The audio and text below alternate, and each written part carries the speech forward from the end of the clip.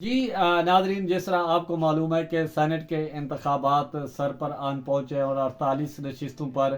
انتخابی اس کے لیے کاغذات نامزدگی بھی جمع ہو چکے ہیں، اور اس میں سب سے اہم سینیٹرز اس میں آ رہے ہیں، اور جس طرح انوار اللہ کاکڑ صاحب ہیں، اور اس کے علاوہ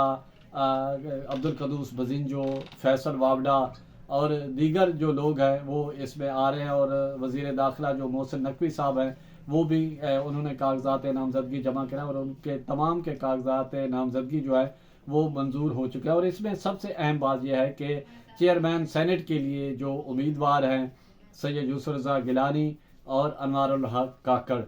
تو اس پہ بات کرتے ہیں کہ سید یوسف رضا گیلانی چیئرمین سینٹ کے لیے بڑی ان کے لیے مشکلات پیدا ہو گئی ہیں کہ آنے والے وقت میں سید یوسف رضا گیلانی چیئرمین سینٹ ہو پائیں گے یا نہیں ہو پائیں۔ تو اس حوالے سے وہ پارٹی پر بھی مسلسل دباؤ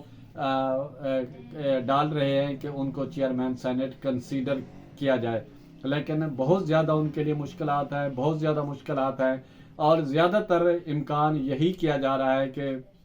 نگران وزیر اعظم انوار الحق کاکڑ جو ہے چیئرمین سینٹ ہوں گے۔ اب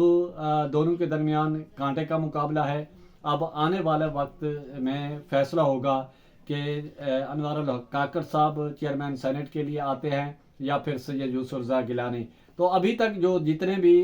فیصلے ہوئے ہیں اس میں زرداری صاحب نے تمام فیصلوں کو من و ون تسلیم کیا ہے، اور اپنی جو فیصلے کیے ہوئے تھے پیپلز پارٹی کے یا زرداری صاحب کے، انہوں نے اس پر سرنڈر کیا ہے، یعنی کہ کمپرومائز کیا ہے۔ آپ دیکھ رہے ہیں کہ یوسف رضا گیلانی پر سابق